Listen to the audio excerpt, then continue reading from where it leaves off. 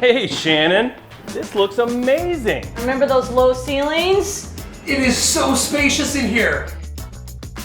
You know what really opens this up? What? This opening right here.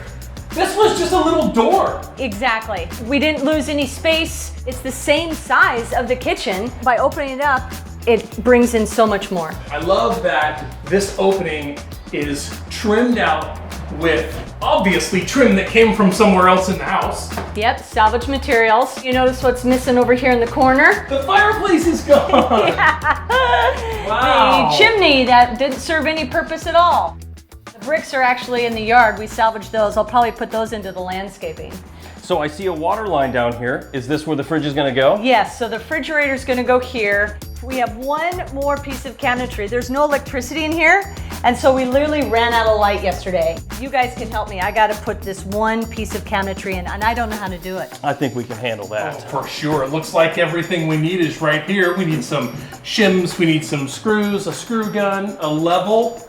Well, I mean, if you want it to be level. That'd be kind of nice. Well, fortunately, we have a level. Let's do it.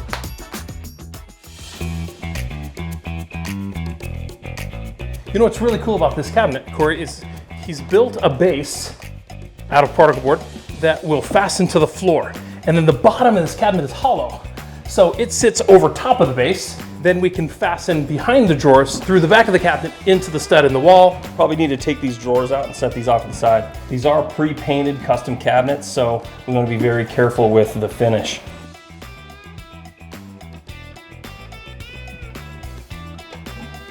That gives us access to the inside so we can fasten it to the wall. We need to put some screws in this base before we set the cabinet on top of the base.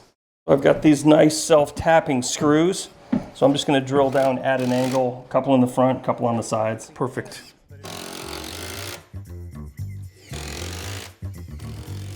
Check it out. All right, grab that side, Tony. So now we need to get a level and some shims and screw this to the wall from inside the cabinet. And I think we only have one opportunity for a stud right there. Yeah, notice that change in tone? That means there's a stud there.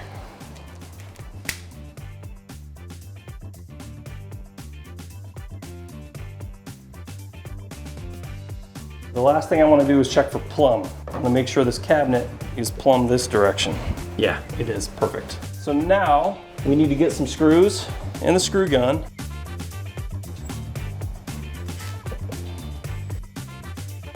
So I'm going to put a shim right above where I'm going to drop another screw in here, and I'm going to push it in until it's tight. You know, if I don't do that, what will happen is that screw will pull the back of the cabinet in and flush it with the wall and bow it. We don't want that to happen.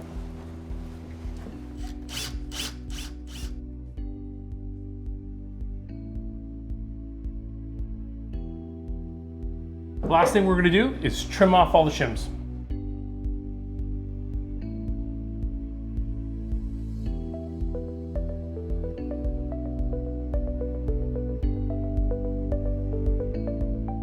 Well, there you go, Shannon. What do you think? Pretty solid. Yeah, you did a great job. Thanks, guys. The cabinet builder made it really easy on us. Gave us that base. Of course, it slipped right over the top, attached to the wall. Pretty self-explanatory. I do have one question though. I noticed all of your cabinets don't have a kick plate. What's up with that? Remember when we were talking about keeping the architectural style to the historical component of the house, 1911? Mm-hmm. Well, they did not have a kick plate. Really? Yeah, so it goes all the way straight. It'll have a shoe base around it, and you call it good. As with everything, you're staying true to the time frame. Exactly. I love it. I like it. Well, thanks so much for watching. We'll see you next time. That's Redo with Q. I'm salvaging what I can. We're gonna cut them up nice and straight. We're gonna go check out, see what we got. We want to know what you're building. Make sure you tell us down below.